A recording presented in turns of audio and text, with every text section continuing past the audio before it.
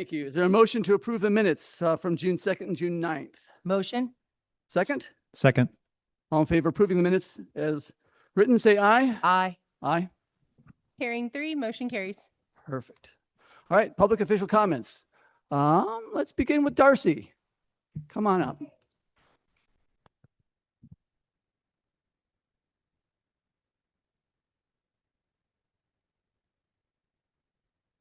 Thank you, President Van Vliet, staff, neighbors, friends, guests. And let's start with some good news. So I thought it was a wonderful 4th of July. The lake looked beautiful. Water quality was fabulous, given everything. So I hope everybody had a great time, and it appeared that everybody was safe. And that was the most important thing. So thank you, Canyon Lakers, for behaving, and your guests as well. I'm going to actually start out with some good news. I know it's surprising. It's water and it's California and it's good news. About 2 years ago, our board had a split vote, it was 3-2, to pass some very significant capacity fees. And because it was so contentious at the time, President Chance Edmondson formed an ad hoc committee. And Mark Terry from the city of Canyon Lake, Chamber of Commerce Executive Director from Lake Elsinore participated, the BIA participated. We had about 12 people on that committee. And working with our staff, we went back and we found a number of places that we could actually prove actual dollars, not projections. And we were able to reduce some fees by 11% and others by 28%. And we just passed that at the last board meeting. And so while I didn't get to reduce everything, I consider that personally a home run. So I was very, very, very happy about that. I was very pleased with staff was willing to at least sit down and have the conversation. KB Homes was present and a number of other developers that worked on that project. So I'm very grateful for their time because they took a lot of time out of their businesses and spent time with staff explaining how they worked. And we also identified some areas of communication that we can do better with our communities. And that means that when people put master things on plans, like, you know, they're going to build 10,000 homes here, we believe them. And then we have to go out and get and build infrastructure for those 10,000 homes. And when that area becomes reserved land that no one's going to build on, nobody tells us. That's important information to know. So let's talk about water supply a little bit. You may have heard that the negotiations for the Colorado River continue to erode. I'm going to give you some hope here too. The Bureau of Reclamation has nominated a Central Valley third-generation female farmer by the name of Aubrey Betancourt as their new commissioner. And Aubrey comes with a lot of water experience and a lot of understanding that it's going to take offsets to make that project work. Meaning we're going to have to build other things for water supply to offset what we're going to lose on the Colorado. And I think the biggest way to explain why we're in such a mess in the Colorado isn't necessarily precipitation. But let's say, President Van Vliet, that I say that there's 100 gallons. So you get 50 and I get 50. But there was never 100 gallons. There was only 90. So you still take 50 and I still take 50. And eventually there's no gallons. And that's kind of where we are. That's the easiest way I can explain the situation. So looking at other ways to make sure that our region has water, about 2 years ago, General Manager Greg Thomas and I met with San Diego County Water Authority and started negotiation to pre-purchase surplus water that San Diego had. In the news, you'll see them talking about selling that water to other states or working out deals. We've been able to pre-purchase through Western Municipal 5,000 acre feet at today's dollars. Why is that important? Because I can guarantee you that the price of water is going nothing but up. That is going to be savings for our region of millions of dollars. And that also means we'll be able to avoid building more infrastructure sooner, which that's not cheap either. That is also a supply that is considered local, which means they can't necessarily cut it back when they go into allocations. So it's a win-win for all of us. We are also looking at pre-purchasing a bank of water, but that's still in process. That's pretty much all I have, unless anybody has any questions for me on any other items. One question for you, Darcy. Mm-hmm. Now, according to the scientists out there, they're anticipating the biggest El Nino since El 1883. Niño. A super For El super Niño. duper El Nino. So is the state or the water agency, what are we doing to try and capture and help as much of that? So glad you asked that question. Since 1999, when we finished Diamond Valley Lake, how many reservoirs has the state of California built? 0. The last major infrastructure project we built as a state was in the late 70s as part of the State Water Project. We've done nothing to prepare. Now, does that mean we don't have a plan B? No, that doesn't mean we don't have a plan B. What we're trying to do is find ways to do smaller projects right now to store it underground. So in Southern California, we as a region have 4.3 million acre feet in storage. What does that mean to you? That's 4.3 million football fields full of water a foot deep. That's about 3 years worth of storage. But the Central Valley, you've heard about subsidence and things overdrafting. We're trying to find ways to store our water there. Now, there's a little complication called the golden mussel that is preventing some of that from happening. But I think there's going to be some federal dollars spent there as well to see what we can do to prevent that before we recharge. So what have we done as a state? Absolutely flipping nothing. What have we done as water agencies in this region? As much as we possibly can to make sure we have other ways to store it. If we had built Sites Reservoir in the late 40s, it would have been double the size and we would have had a lot more flexibility in the system, which means we can move it when we need it. We can save it for sunny days and we can use it for farming and for urban uses rather than just letting it flush out through the Golden Gate. But I can't fix stupid, not even with duct tape, and duct tape fixes almost everything. Darcy, does currently, as we come into it, does Diamond Valley or Vale Lake, does that have increased capacity to hold more? Vale Lake isn't really drinking water. Okay. So But no. Diamond Valley. Diamond Valley Lake Okay. is drinking water. It holds 810,000 acre feet, and that's what it holds. And where is it now? Is that at max now? It's 98% full.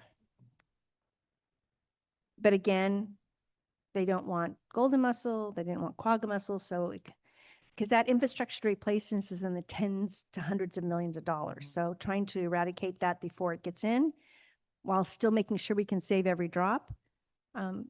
We as a region have decided that we don't want to live in the thought of less is what we have to do. We want to have abundance and thrive. And so we are kind of pushing an uphill battle on that one. Thank you. Anything else? Darcy, thank you so much. We appreciate all you do as our steward for our Thank water. you. And the mayor and I are having coffee tomorrow. We pushed it out a week after the 4th of July. We didn't want to compete with the festivities that started early. So we'll be at the country club tomorrow morning at 7:30. Perfect. Thank Thank you, you. Darcy. Appreciate it. Mayor's, is there a mayor in the house? There he is.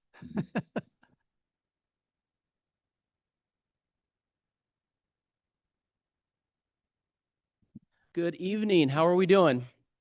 We doing good? I will echo what Director Burke and you said, Bill. I was very impressed with Canyon Lake on the 4th of July, especially for it being on a Saturday, right? Most people don't have work on a Sunday. And for me, having little kids, it was pretty cool to see just the community and the behavior. So, and I echo the same support in regards to our fire chief and kind of what took place, and everyone was working well together.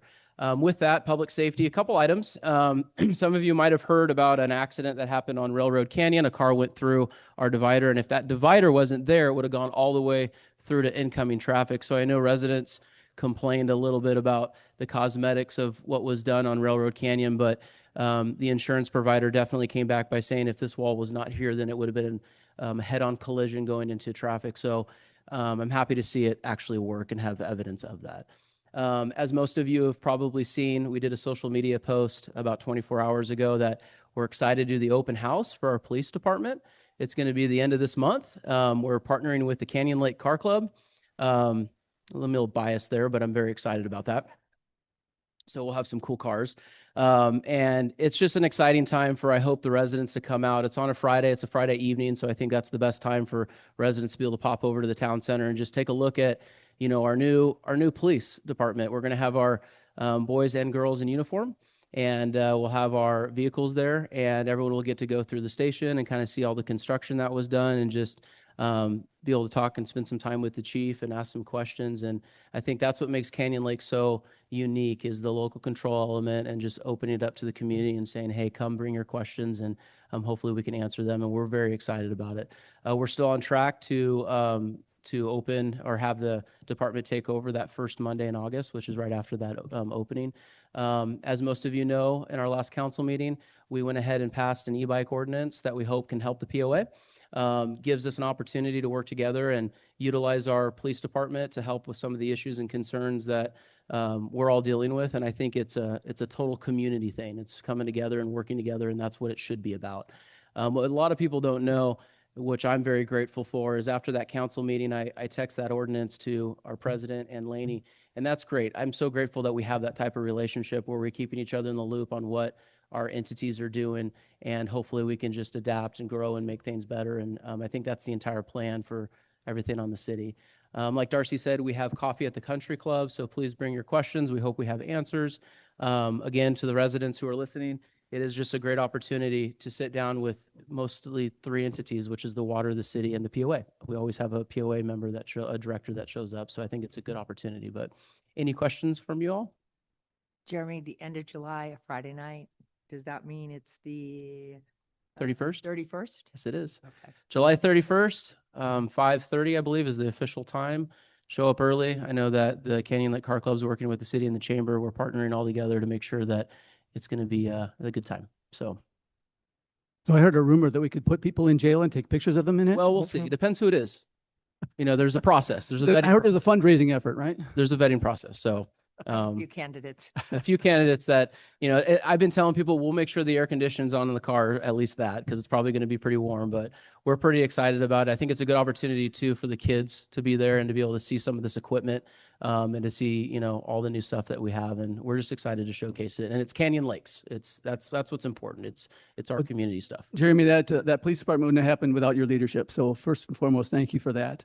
And also the whole council, your leadership on the e-bike ordinance. And so that's a major first step. I know it was one of the things we felt was missing from the arsenal of things that we can do to go address it. And we had a long discussion with the board. And so we're certainly taking the next steps necessary to partner with you to go address that recurring challenge in our community. So look forward to working together more on that. And you'll hear more from us We're here to help. as we create that MOU and go forward. So I'm excited. Any other questions? Thank you both. Appreciate y'all. thank you, Shari.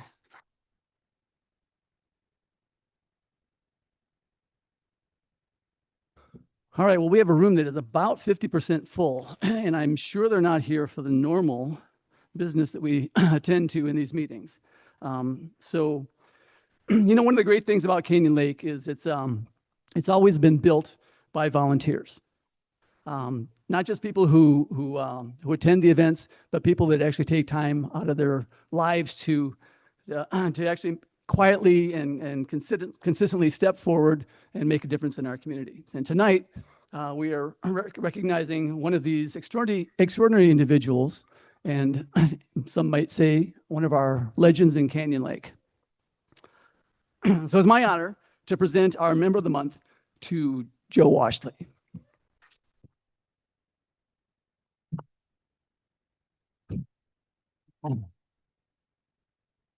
So when Joe and his wife Dorothy moved to Canyon Lake in November of 2002, they didn't simply move into a new home. They became part of the fabric of the community. Over the past 2 decades, they've exemplified what it means to be true stewards of Canyon Lake, investing their time, their talents, and hearts into preserving and strengthening the community that we cherish and call home. Tonight, Joe and Dorothy celebrate an incredible 53 years of marriage.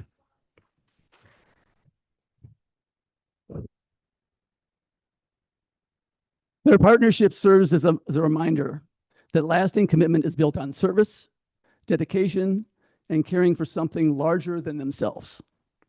Those same qualities have defined Joe and his contributions to Canyon Lake.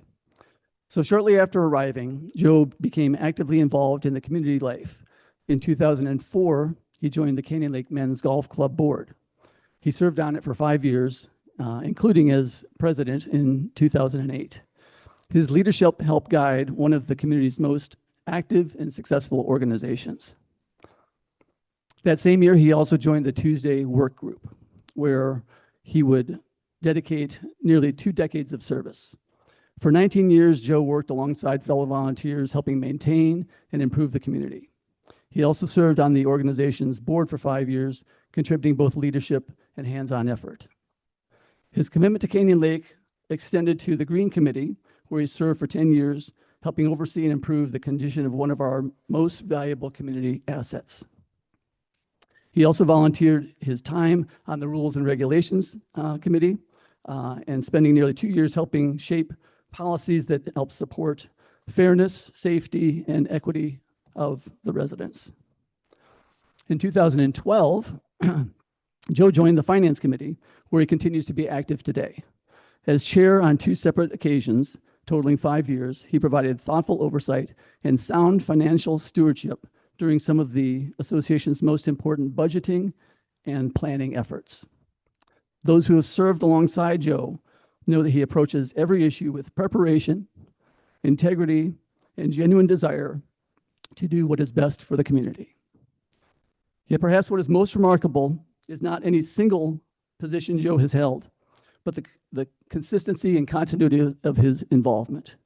He was an active member in the travel club for many years, traveling the world with fellow members. He supported the Fine Arts Guild and has been a sponsor and member, and also a member of CLAMS, the Canyon Lake Association of Men, since 2003.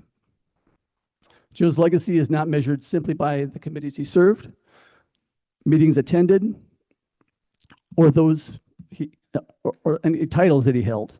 It is measured by the example that he has set for all of us. He has demonstrated that community service is not a single act, but a lifetime commitment. He has shown that leadership is not about recognition, but about showing up, doing the work, and making a difference. So Joe and Dorothy have spent more than 20 years helping make Canyon Lake the special place it is today. Their generosity, commitment, and love for this community have left an enduring mark that will benefit residents for years to come. So Joe, on behalf of the board of directors and the entire Canyon Lake community, we thank you for your extraordinary service, your unwavering dedication, and your many years of leadership. So if you would all please join me in welcoming Papa Joe Wash.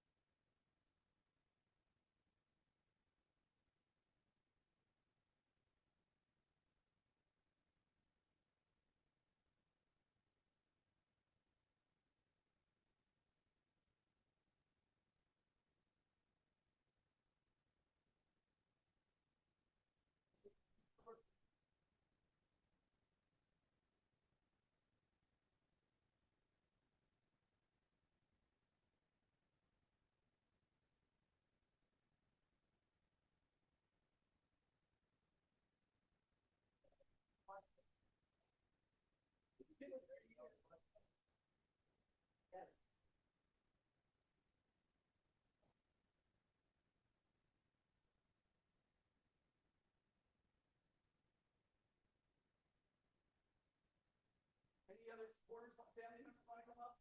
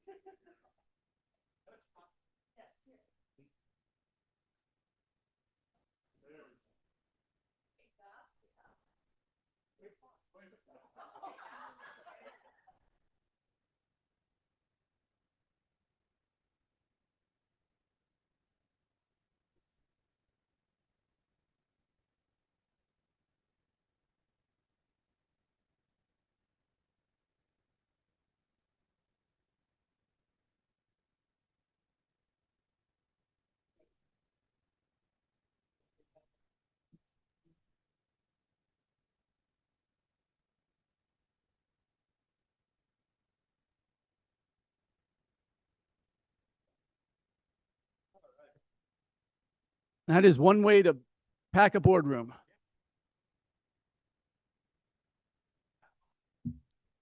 All right. So let's talk about 4th of July and from a community patrol perspective.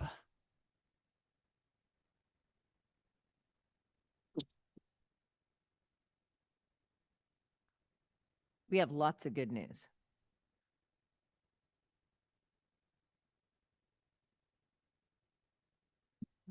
First, good evening. I want to let everybody know thank you for the wonderful 4th of July we've had this last weekend. I've worked here for several years, and I can tell you this was probably the best event that I've actually had the pleasure of working myself. I was very happy and pleased with the amount of events that we had going on. Tonight, I would like to talk about some of the things that were on the monthly report coming from May, and I have a few stats from June to bring up as well too. Some things I want to point out real fast is as we've gone through, we noticed in May, we had a spike of people that did not have their vehicles that had a passer decal on. And now it may seem that a patrol officer is going by and is looking for all that, but believe it or not, we do get calls on that quite frequently. Please make sure when your guests are coming through the gate, they get that little pass from the gate guard. They should have that displayed on their dash to let people know that they are properly registered in the community. And it puts a lot of people's mind at ease at that point. As we had May end, we had 10 prohibited vehicle citations issued. But as June has gone on and school has ended, we have increased that up to 21 citations for the month itself. Zach, what's a prohibited vehicle? A prohibited vehicle there, Ken, is going to be a vehicle that is not allowed on the street, such as a Class 4 Saran Talaria electric motorcycle that is completely prohibited. Another prohibited vehicle is just a regular motorcycle. You can't ride your motorcycle back home. You have to go ahead and have it towed. You have to go ahead and push it, but you cannot go ahead and ride a prohibited vehicle. Some other things that we've noticed as well too is as school has been out, we've saw an increase of riders not having their registration tag on their bikes. So in in May, we only issued one because we actually did pretty good that month.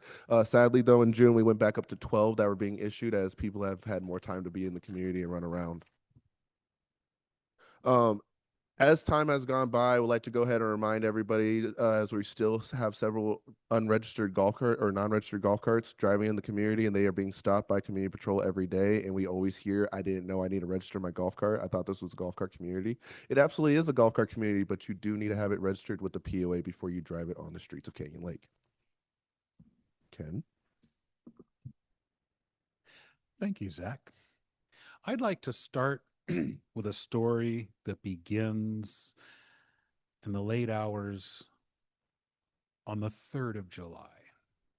For those of you that live along the waters of the east part of the lake, you may have heard a disturbance created by jet skis by people who were riding in the lake. I want you to know that, yes, at a very late hour of night, we have a photograph to share with you of them launching at Eastport. This is a surveillance photograph. This is a surveillance photograph from your surveillance system. This is an example of the type of information we can get and that we archive for quite some time to go back and research.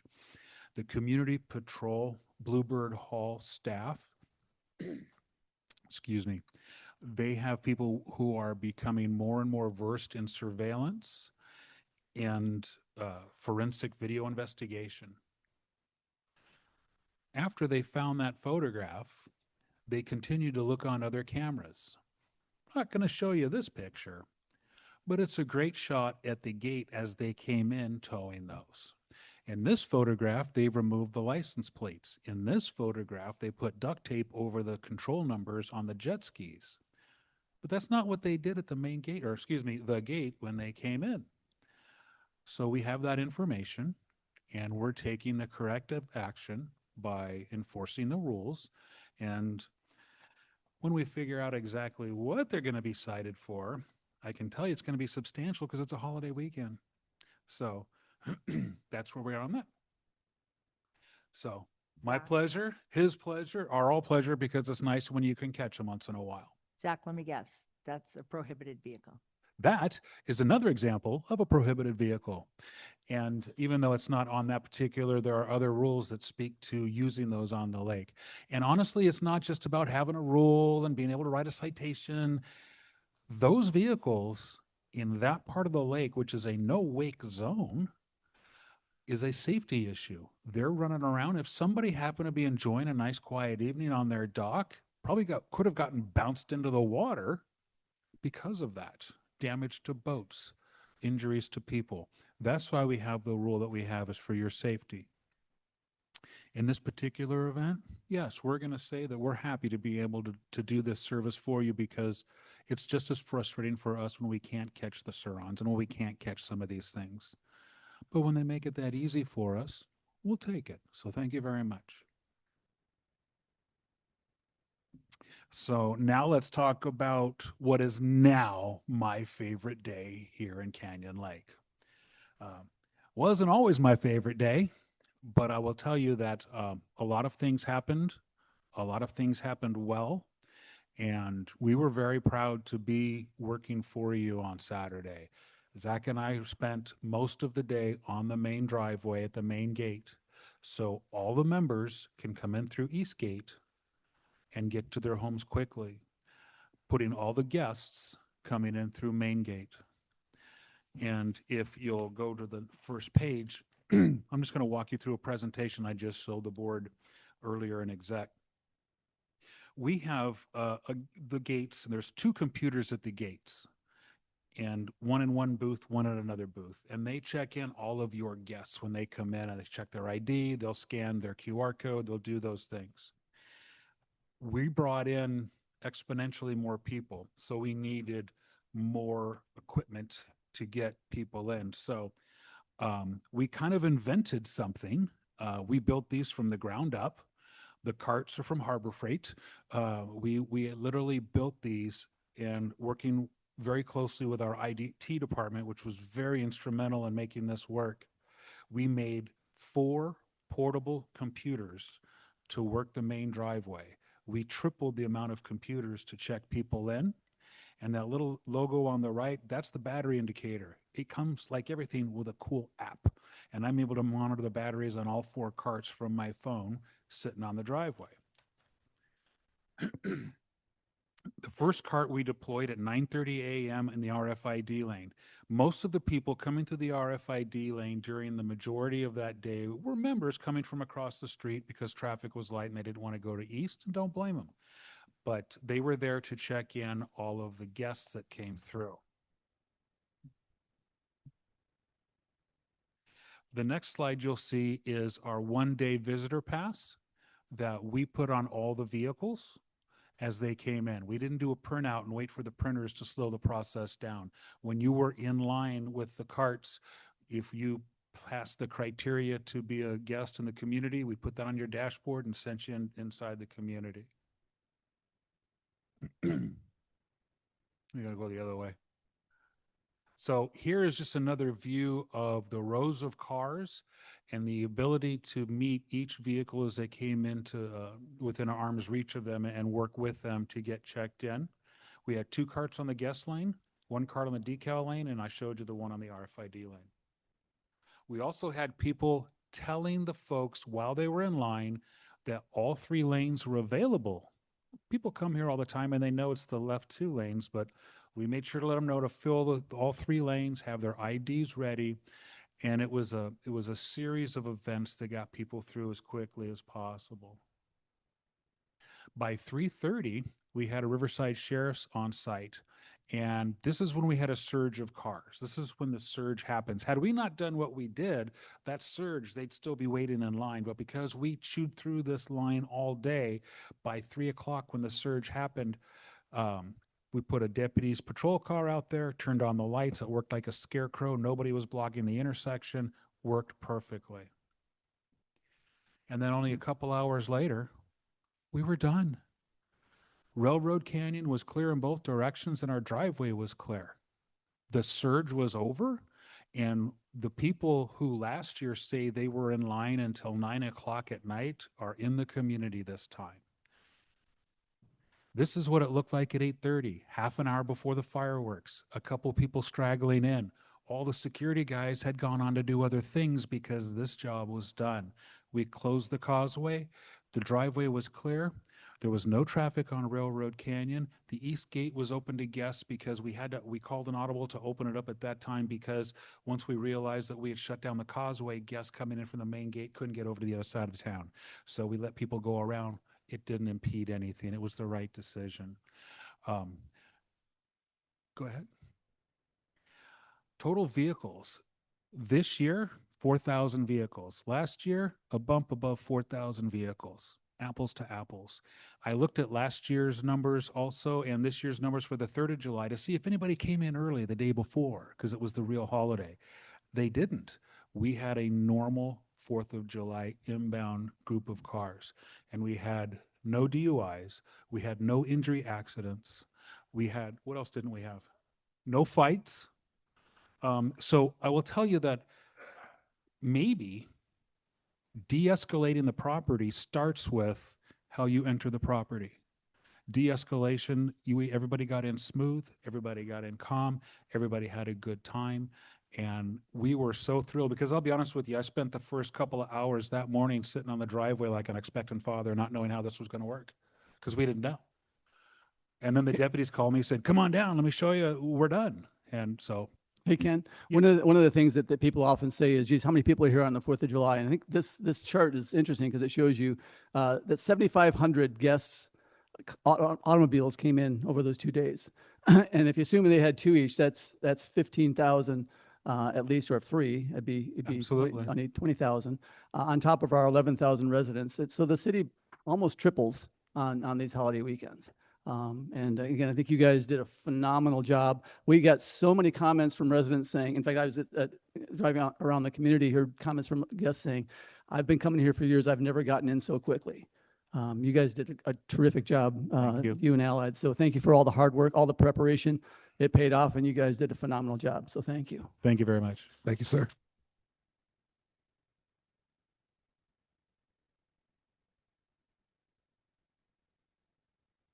Ken, I was in your office when you were building those carts, and I just want to say great concept, great follow through, and well done. Yeah, I think different from last year. Last year, we allowed guests to go into all 3 gates. So this time we were funding everybody at the front gate. And the fact that we had nobody's waiting at 5 o'clock for a 9 o'clock show is mind boggling. Terrific. All right. With that, Mayor Smith, if you could come up. I know, so Jeff Bill's one of our directors. You notice we're missing a couple of directors. Jeff Bill, unfortunately, he had to resign due to work conflicts. He started a business, and it's taken off on him, and he's found it difficult to do that and meet the demands as a board member. And so Jeremy is here because he's, in fact, an example of Jeff's absence. He's in LA, unable to attend, but he asked Mayor Smith to say a few of his closing words for him. I will do that as I pull it up here. And what an incredible night with the family. I mean, holy cow. You know, as my favorite council member would say, you guys hit a dinger with that one. So, all right, I'm going to read what Jeff prepared, and like our president said, unfortunately, he got stuck. I think he's in LA traffic, to be honest with you, and I think all of us can relate. I want to sincerely thank everyone for the support I received during my tenure as a director of the Canyon Lake POA. Serving as a representative of this community has been an honor. Unfortunately, my personal and work commitments have required more of my time, causing me to resign from the Canyon Lake Board of Directors. When I ran back in 2023, Canyon Lake was facing several challenges, including vehicle and golf cart theft, overspeeding, strained relationships with the water district and the city, biased amenities fundings, and growing e-bikes concerns. Since then, we have hired a community patrol manager who has reduced waste in the security contract and strengthened safety throughout our amenities. We also delivered on campaign promises by creating a security motorcycle parking area. Many e-bike violations are addressed, but because most involving minors, we cannot always share follow-up details publicly. Our community patrol does an important work and often goes unnoticed and unappreciated. We have taken a fiscal responsible approach by building reserves appropriate for the community of this size and avoiding the kind of overspending seen under prior boards. After talks between the city and the previous POA boards over the fire department that had stalled, we repaired those relationships and moved the effort forward. By working with the city, we support the creation of the Canyon Lake Fire Department in a way that served everyone in our community. Our focus has been to protect property values, preserve our amenities, and sustain the quality of life that makes Canyon Lake special. Although some decisions were difficult, the outcomes have shown their value. I'm especially grateful to our president, Bill Van Vliet, for his leadership, Greg Doherty for his steady and practical approach to problem solving, and Joe Commission for his friendship, guidance, and shared experience. I look forward to seeing how the new board continues to improve our community. Canyon Lake is fortunate to have Bill Van Vliet, Laney, Terry continuing to represent its residents, and I hope the community will continue to support them and welcome the 2 new board member directors. In closing, I would also like to sincerely thank the community members and our POA staff who have worked very hard for our community. I would recommend more people get involved with our committees. Our committees are the backbone of everything we do here in Canyon Lake. Jeff, Bill. No.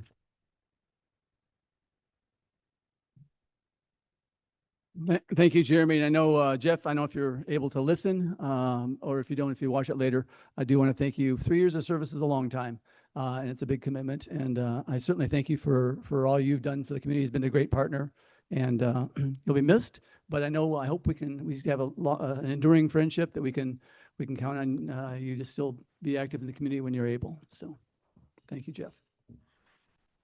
I ditto that. Jeff, I guess it's bittersweet. I'm going to miss not getting to work with you on the board, but I'm so happy for you that your business has taken off, and that's a credit to you, and congratulations, and I'm going to miss you.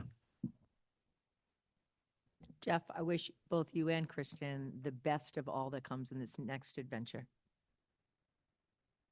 So for the rest of the community, as you know, we just 1 month ago we had a vacancy. And we put Bill Medved and Linda moved back to Orange County, creating a vacancy on the board. So we sent out a notice to the community saying, hey, we want to conduct an open application period. Anyone who wants to apply, we encourage you to do so. I'm happy to report that we had 8 very good candidates. It really made the selection process, it paid out very well, and we had great candidates. I want to thank all the 8 members that did that. In particular, we went through interviews over the last 2 weeks, where we interviewed every member that applied, and we looked at we used an approach to see some of the skills we're looking for. As we kind of evaluated the candidates on what kind of experience in governance or board experience, what financial or fiduciary experience they might have, strategic planning and leadership experience, knowledge of Canyon Lake and POA operations, and overall community involvement and volunteer service. Those were kind of the qualities we were looking for. In the end, we had again, great candidates, and we have selected two individuals. The two individuals, Brad Cunningham.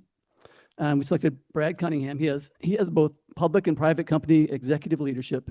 He was an HOA president and director in Homeowners Association in Malibu. He is also a Canyon Lake Finance Committee member and has strategic planning and financial oversight experience. We also selected Brett Charest. Brett is a CEO and entrepreneur.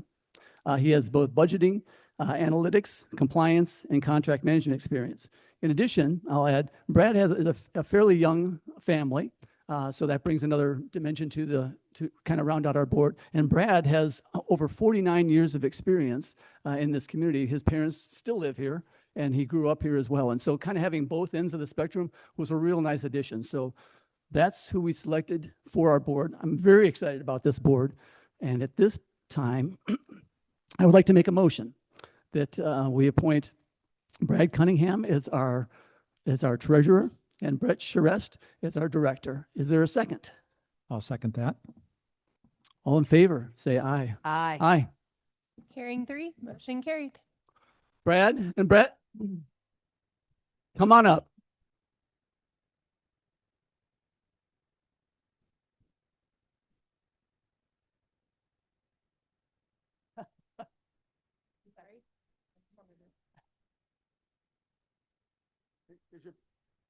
Welcome to the board.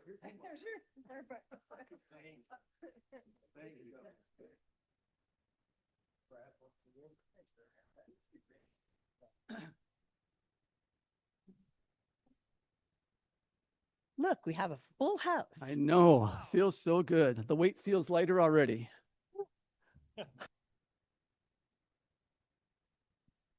Either of you two would like to add a couple words about yourselves for the community? Sure. I just want to thank everybody for the opportunity. This place was an important part to my early development, and it means a lot for me to be able to serve. So thank you. Yeah, I just want to thank the board. It's really an honor and a privilege to be up here serving the residents. So I appreciate the opportunity, and I'm looking forward to it. Thank you. Thanks, guys. We really appreciate you stepping forward. It takes a lot to volunteer. You guys came in kind of wide open. We asked a lot of questions, allowed you to ask a lot of questions. And I'm excited. I think this is a great opportunity for our community. Okay, with that, I have a couple other announcements.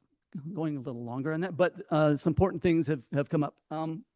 One, we had in the election that we recently had, in addition to the ballot measures we had for the whole community, there was a tract of our community, Tract 3961, that had a ballot measure to change the setbacks on their community. We extended the election 3 times to allow them to achieve their quorum. Unfortunately, it was a CC&R amendment, and all CC&R amendments require 2/3 of the membership to vote. Actually, 2/3 of the membership to approve it. There were 122 members, so they required 81 votes. They got 75. And 70 of the 75 approved, were in favor. I think 2 were against and 3 abstained, and correct me if any of that's wrong. So it's 82 that they needed for quorum. It was 75. We had 70 approve and 5 were 5 against, okay. correct. Right. Anyway, so the way these work, it's really hard to change the CC&Rs. Now, just to give you a little bit, we dug into the history a little bit. And Tract 3961 is the only one of 32, 33, 35 tracks. 33 tracks in Canyon Lake. So while we're one big community, there are 33 different tracks for our neighborhoods.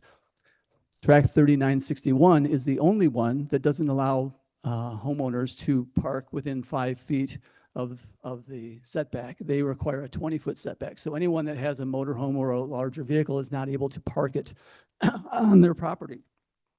Turns out it wasn't always that way. It was 13 years ago, in 2013.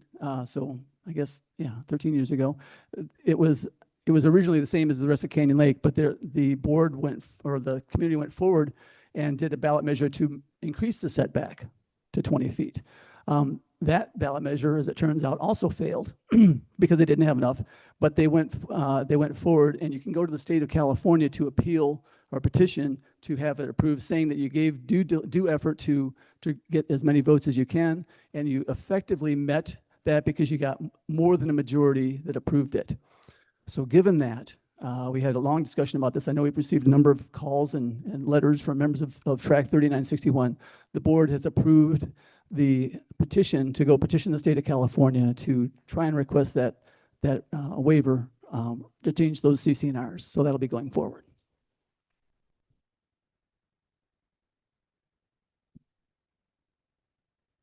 Other news, one of the responsibilities of a board of directors is our fiduciary responsibility. So every year or every month, rather, we review the financials. And the financials, we just had 1 month data, but something happened this month. It's the first time, certainly in my memory, I don't know if it's ever happened before. Our golf course ran not on budget. They ran a profit on the golf course Can you for the repeat first month. The golf course ran a profit for the first month, which is tremendous. I think a lot of that's due to the fact there are a number of measures put in place of trying to bring parity on the costs and expenses, but also on the dues and so forth to play golf. Still a great deal, and it looks like a lot of those measures are paying off financially. So I think that's good. Last item is Sonic Pure. With the Water District, we got approval from the Water District to do a pilot program using the Sonic Pure.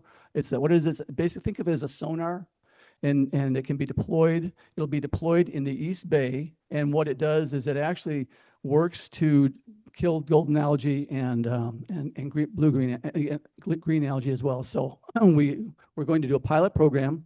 There will be 6 sites in the East Bay where these sonars, if you will be deployed underwater, and it is a non-chemical means from trying to deal with the golden algae and green algae in the area. And so hopefully, if it works, we'll work with the Water District to see if we can extend that. But for a 1-year period, we're going to try that pilot, and I really want to thank Darcy and the Water District for your partnership and allowing us to go take a non-chemical means to try and address our challenges. And Bill, I think what's important too is we've said it twice, but it still bears repeating. It is a non-chemical intervention, and it has proven success in other lake in California. It's a singular lake, I think, in Arizona, yes. And so that gives us hope that we can replicate that success here as well. So we are very excited, and I think the locations in the East Bay, East Lake will really be targeted to, have the highest impact possible from this. So we're all very excited.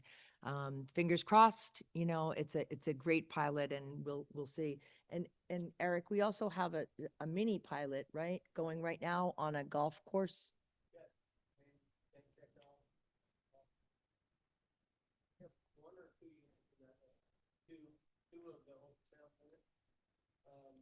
And there are signs that it's making a difference there. Not instant, but Right. That'll be another trial.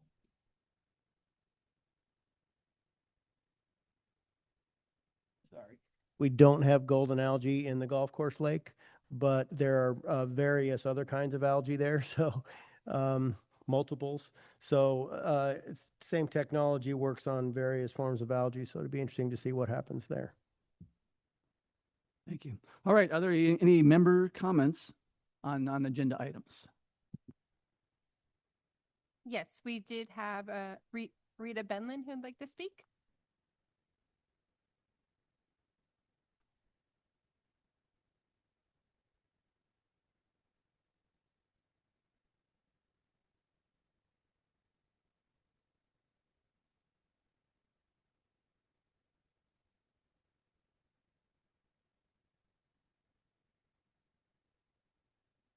Okay. Thank you for allowing me to come here. I'll let you know that I'm from track 3718, lot 57, and been in Canyon Lake since 1988. So one of the reasons I'm speaking up today is my prior work was working with the county and that was concerning on the boards there with the behavioral health. And one of my jobs was making sure the right hands and the left hands knew what they were doing. Well, I decided, as many might know, that I was interested in just working with the city now as a volunteer and being observed. And I'm surprised that, I don't know if you're familiar with Deborah Johnson from the boards in county, but I was recommended for the type of work I do. And one of the things I'm concerned with is at my age, I have seen a lot, and I've been able to recognize that what we're doing in Canyon Lake is beautiful. I'm very excited because for me, this is 1950 all over again. And I'm thankful for that. I used to work at the community college with the young adults, and mostly adults 25 and under. And they're excited and they're scared, and I'm scared for them. I work with a lot of the police departments. I did a lot of reports and things like that in the past. And the reason I'm bringing this up is mostly because, for example, just an example with Mayor Smith, we had the coffee with the mayor. Well, it was always on the first Wednesday. Well, I had to go through 4 people to find out if we were going to have that meeting or not. Now, it's listed in different ways, different communications. I finally ended up going through the POA. I went through went to actually talk to Norma at the city, and nobody knew what was happening. And at least the right hand, left hand. Well, to make a short story, I ended up calling the restaurant and say, "Are you setting up for the mayor?" Well, guess what? They said yes. 3 of us showed up. So I'm kind of proud of that people still showed up. And we had a very good lesson and plan to be there tomorrow at the one that was Falls. But the reason I'm bringing this up is we have so many ways of communication. And let's face it, our 70, 80-year-olds and some 90 are lost in the woods here. And that's one of the things that I want to make sure. I'm shooting for 1950 where the neighbors knew everybody. Everybody watched out for everybody, which is one of the things that I've recently restarted my business again, Works of Heart. Am I too long? Okay. Just wrap it up quickly, please. But anyway, I'm back working with Riverside County's, you're familiar with this program here, where all the churches and stuff, I know that we're separate, but we do want to be part of the community too. And definitely the neighborhood watch is one of the things I'm excited. And thank you for printing the papers still. I'm getting tired of everybody going paperless, but that's okay. But anyway, that was basically wanted to say that I'm very proud. I wish I could have been among you. However, family dedications are top. The hardest thing for me is to practice what I preach. And so anyway, I just wanted to compliment you. And I'm seeing positive changes, like when I go to the playgrounds working with behavioral health. And unfortunately, I'm very busy. I hate to say that, but I'm very busy right now. And so Thank you, Rita. Well, thank you. Really Thank you. I'm not as formal as some, but I still know what to do. We do. appreciate it. Thank you Thank for you coming so forward. much. Okay, and thank you.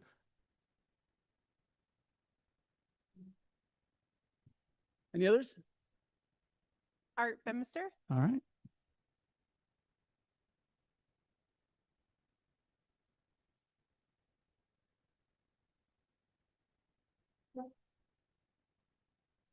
Well, go figure. I come up here with glory and praise for everybody tonight, and there's no one here to listen to me. So, hope everybody had a great 4th of July, and that's kind of why I was up here to talk about. But before I do that, I thought Mr. Bill would be here so I can embarrass him and tell him what a wonderful person he is, how grateful we are for everybody, everything he's done for us inside here. Being a small business owner myself and operator for 20 years, I know the stresses of a business and everything, and he's stuck in traffic now. So I certainly understand why he left the board on that, but we'll still miss him. Also want to congratulate and welcome the 2 new gentlemen on here. I also want to congratulate Mr. Jarvis on his quick ascent to the number 3 spot on the board now. That was very quick. So putting that aside, regarding the 4th of July, and this is all good, I wanted to just give some praise and recognition to everybody, I mean, the entire board. It's a team effort. We all know that from communications and everything that goes out. It was a great year, but especially to Mr. Toller and the other gentleman sitting next to him. My son came in through the front gate there, and I said, "How'd it go?" And he's like me; he doesn't hold back. Goes, it was packed, but it was well organized. It was well staffed. It was the best year to be able to come inside here. So that's straight from a femister. You know, that's pretty good when you hear praise from a femister inside that. So that was a good thing. And I was in Mr. Tolo's office on Thursday dropping something off to him. I saw him and the other gentleman, and I'm sorry, I forgot your name inside there, that was hand building the power supplies on carts to push out. I mean, that's dedication. I had no idea, still didn't understand what he's doing. I figured, whatever, let it go. And that's what he did inside there. So they did a great job. Also to the operations team, as always, it's just amazing. I wish I could hire them to set up for our parties and clean up afterwards. I drive around the community the next day and everything's clean and spotless. It just blows me away how we can just people ravage through here and everything turns great inside there. So great job to them as well. And then the Marine Patrol, and I'm not sure if this is operations or Marine Patrol, whoever it was inside there, but putting the red buoys around the island was really, really good. They're putting the glow lights on them. You could clearly see because we go between the dam and the island there, and I knew exactly where I wasn't supposed to go and everything. So that was great. And that's about it. So everybody just did a great job. I just want to say thank you to everybody on that. And again, great job. And it was definitely recognized and well oiled. And timing might have been a little off in the fireworks, but that's okay. We'll work on that for next year inside that. So thank you again, everybody. Again, congratulations, gentlemen, and welcome. It's a smooth night, and it's a good way to start versus Mr. Jarvis on that. So, all right, everybody. Good night. Have a great rest of the summer. Thank you, Art. All right, we'll get down to business at this point. And there's not a whole lot tonight, fortunately. The first thing we do is we have a consent agenda. Just for those who are new, we're going to do a little education. The consent agenda are items that are pretty routine for us, right? So it's approving monthly financial statements that were reviewed in executive session. It's going through routine items and doing that. So we do a consent agenda and just kind of pass all those at once so that we optimize our time use. So given that, is there a motion to approve the consent agenda? Motion. Second. All right. All in favor of approving the consent agenda, say aye. Aye. Any opposed or abstain? Abstain. Abstain. Hearing three, motion carries. Very understandable abstain since you just came up here and probably have no clue since you what's going on. But again, we're excited you're here.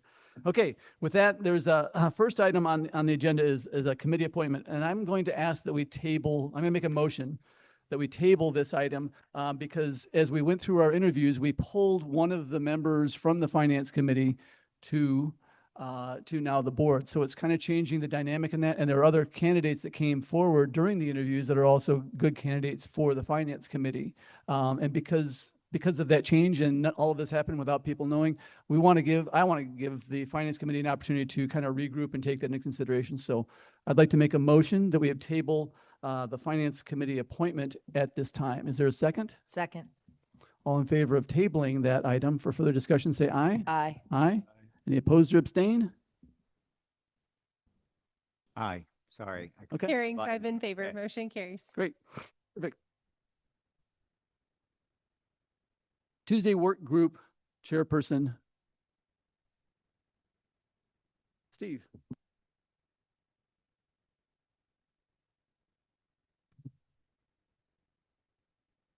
Good evening, and congratulations to our two new directors. Welcome. So this is a work group chairperson appointment. The current chairperson of the Tuesday work group is stepping down. TWG voted unanimously to appoint Tom Hirsch to the chairperson's position. It is recommended the board of directors approve the appointment of Tom Hirsch to the TWG chairperson effective immediately. We have a motion? I'll make the motion. Is there a second? Second. Any member comments, questions, board questions, comments? For those of you who aren't familiar, the TWG is the Tuesday work group. They work on the golf course. They do a lot of free hours of labor that help keep that in top shape with our operations team and contractors. All in favor of approving this appointment, say aye. Aye. Aye. Aye. Any opposed? Hearing five in favor, motion carries. Steve, you get the last item. So this is road reserve funding for our year 4 paving project. Since 2021, the POA has performed a full depth reclamation and reconstruction on 3.1 million square feet and seal coated over 2.6 million square feet of our privately owned roads. GMU Pavement Engineering was a pavement engineer firm for both, or excuse me, of all three of our last projects, known as year one, year two, and year three projects. The POA has contracted with Premier Paving to do those actually last 3 years' work. Though those projects were extremely successful for both GMU and Premier Paving to perform the above and they performed above and beyond our expectations. Financial impact is this year GMU and the CLPO released another RFP for our year 4 projects. This is our next phase, our multi-year road rehabilitation project. This year's scope of work will include seal coating the 400,000 square feet of roads completed last year and removal and reconstruction of another 235,000 square feet. The seal coat is essentially a sunblock for the roads that were done last year. So when we reconstruct a road, there's new pavement. Roads need about a year to cure or to kind of release its, actually we'll just do a full cure. And anyway, this is prudent to do a seal coating to protect our roads, and it's good management program to do. 3 contractors submitted their bids. We received bids from 1,994,000 to $2,511,000. Construction management support from GMU is another $189,175. Staff requests the board of directors to approve funding of $2,284,000 plus a 2.5% contingency from the road reserves 036700. Okay. Do we have a motion to approve it? I'll make a motion. Is there a second? Second. Any community member questions or comments about road reserve or road project phase 4? Steve, just to clarify, this is Canyon Lake Drive North side. It's the north side of Canyon Lake Drive North from where to where? So on the east side, it's going to be, we did the portion of Steelhead that crosses Canyon Lake Drive North on our year 1 paving project. That ended where it starts at Schooner, and that goes to the last cul-de-sac, which is just past Smuggler's Point. It's very short. So we'll look at, there's Rim Rock that goes in there, and I forget the last one on those 2. But there's a map of chat attached to your BA. Any board member questions or comments? I was just going to ask if that was a number that was in the budget. Great question. And I'm glad we appointed you as treasurer right off the bat. So in our budget, what we put in for the road reserve was $2 million. So this came, when we get the initial engineering estimate, it was higher than that. We're pleased to report that we got 3 bids and they came in substantially lower, almost 2/3 of what was estimated so we're within budget. It's within budget. Yeah, I believe our engineer's estimate was $3.2 million. So when this will not erode those reserves. In fact, it's staying within it and within kind of the long range plan that we had. Yeah. Steve, besides the road reserve project, just the Eastport, as you know, people are at home listening or you're going down and walking, it's well underway. It looks like it's going to be really nice, and it's so much safer for people to be able to come out of the condos. Those of you who aren't familiar, you used to have to walk in the golf cart lane as everything narrows. You've got bikers and cars and golf carts and people walking, and it just really was unsafe. And the project is looks like about halfway through at least, Steve, or maybe further. So we did the concrete. Unfortunately, we got to do a little bit more concrete to get the path fully into the park. Okay. That's another tree is going to be removed. There's a big date palm there. It's going to be removed tomorrow. Then we're probably either at the end of this week or the beginning of next week, we'll get that concrete finished up, and then our landscapers coming in to do their landscaping job. So Thank you. And along those lines, I know there's always a complete report, but sometimes the community will reach out when we do these things, correct, on the operations site, people are able to see what projects are underway and related renderings or specifics, correct? Correct. For most of our larger construction projects, we will put out information on that. And I believe this project's in our newsletter as well as on our website. Thank you. Any other questions? Comment, Steve, that one thing that impressed me is on our paving project, it's not just the repaving of certain streets, but I was also very happy to hear that we do a sealing on some of the other roads that have already been resurfaced, and that extends the life of those roads. So I think that's an important community benefit, and wanted to put that out there so that members know that that we're protecting our investments even after the original repaving has been done.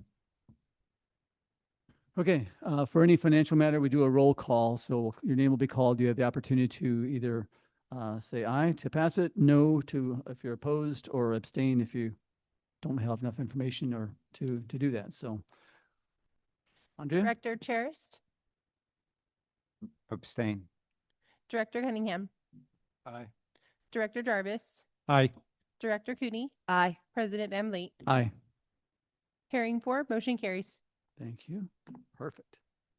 All right, we're done with the business part of it. At this point, let's hear from our general manager.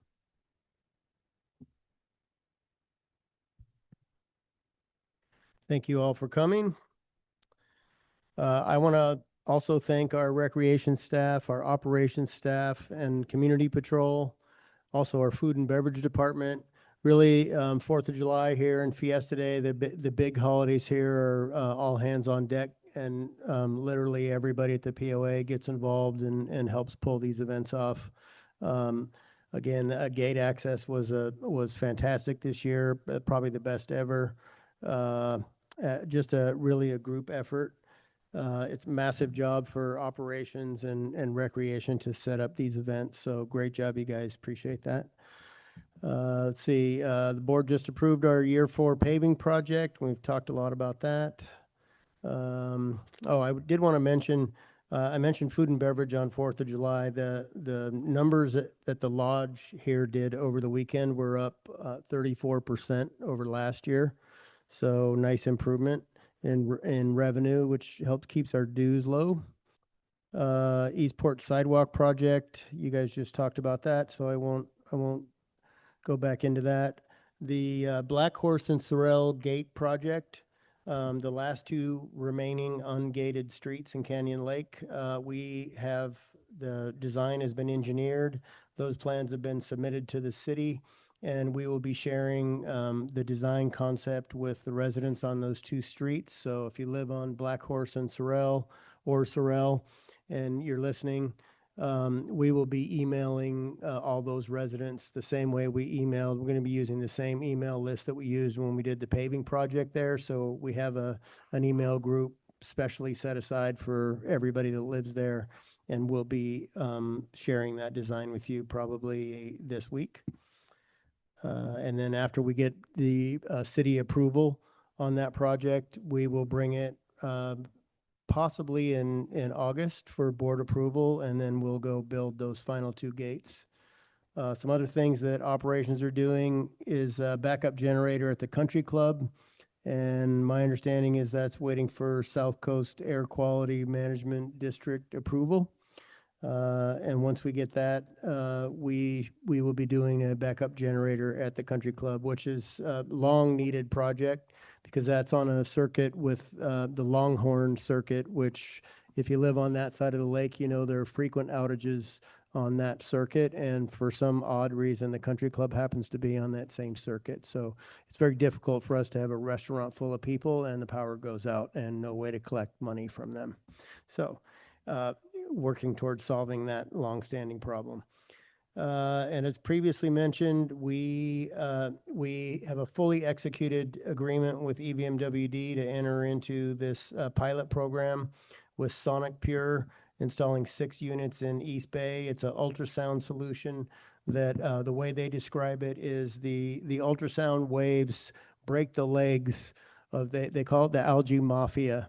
And the ultrasound, this frequency of ultrasound waves literally breaks the legs off the algae and renders them immobile so they can't move around and stay alive.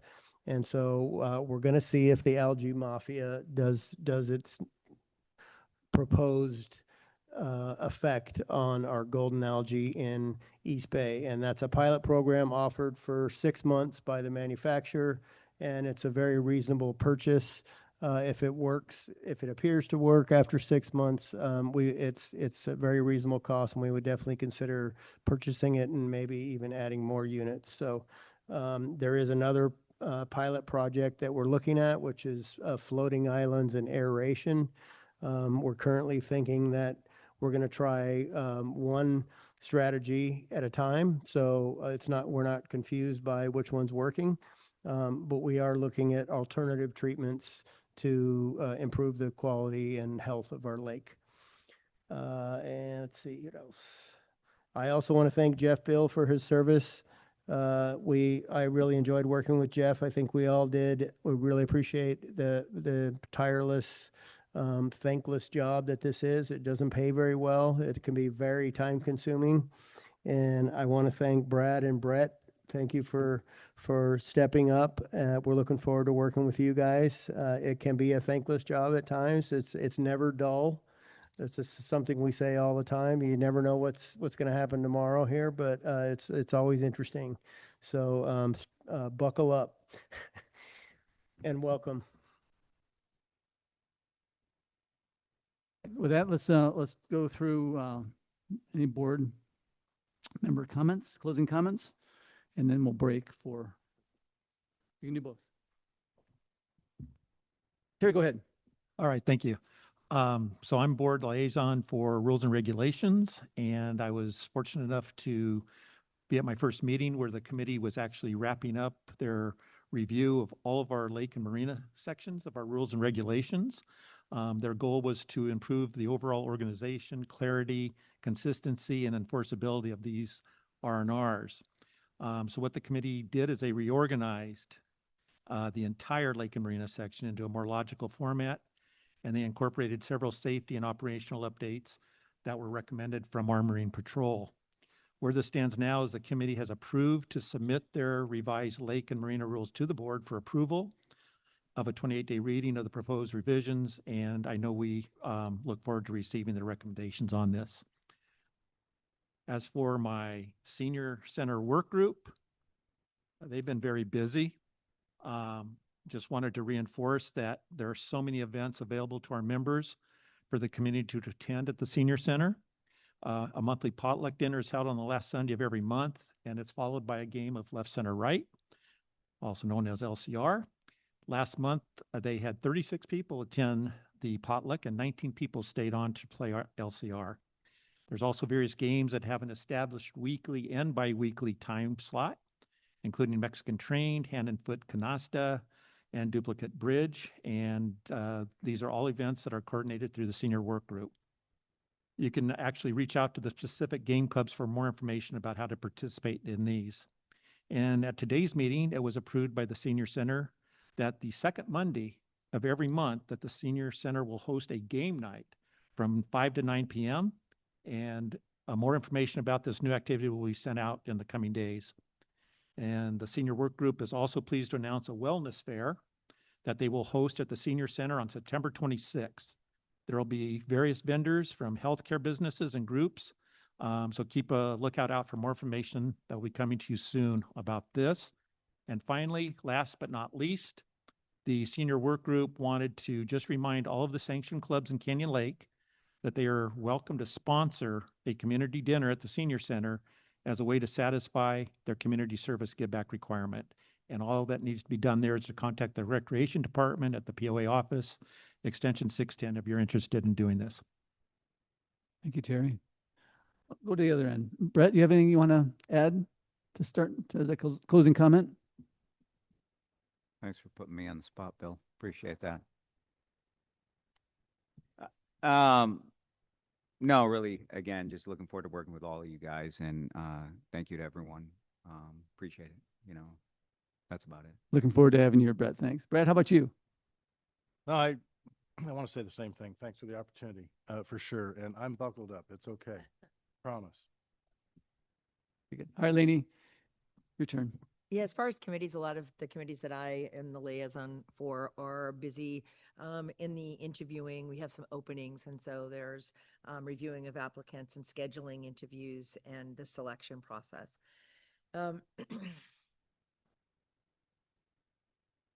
Looking back through July 4th, those of you know me have been here for many, many years, almost 4 decades now. And it was such an amazing July 4th. It really was incredible. And those of you who don't, we live close to the Eastport Tunnel here. And one of our silly little things is we usually sit down on the dock, a friend of mine, at the end of the night, and we watch all of the boats come back, and we yell at everybody to get in single line because it's always chaos. And yes, that is. Yes. This year there was no one to yell at. We literally walked away from the dock disappointed. Everybody was so polite and just got into line and went through the tunnel. I was like, I've been replaced by orderliness and politeness. I didn't know what to do. But on a more serious note, you know, we do the best that we can. But what I would ask from anybody listening at home or here in the audience is that, you know, there's a lot of information out there. Seek to verify and seek to understand. The best way to affect change is to get involved. It is so easy to sideline criticism. It's very easy. But playing on the team, on the field, is far more challenging, but also quite more likely to be productive. Thank you, Lainey. And I've spoken a lot tonight, so I'm not going to add much other than just one comment is I'm excited about the future. This is a really good board. We went through a very disciplined, thorough vetting process, and we had great candidates. And the two gentlemen to my left here are really just super individuals that we look forward to working together. I think we're going to do some great things. And so thank you again. Eric, I want to thank you and the staff. As everyone else said, it was a great 4th of July, probably, and again, the smoothest from a security standpoint we've had in many years, and hope to continue more. And also all our residents, you know, our residents, no incidents means people behave. We treat each other like neighbors, and just enjoyed our 250th anniversary. So with that, we're going to adjourn for 5 minutes, and then we have one appeal, architectural committee appeal. We're going to sign off from online, and wish you all a happy July. I do want to make one correction. The next meeting, we will be doing orientation for our new board members on the 20th and 21st of July, and our next meeting will be back here August 4th. With that, good night. Thank you.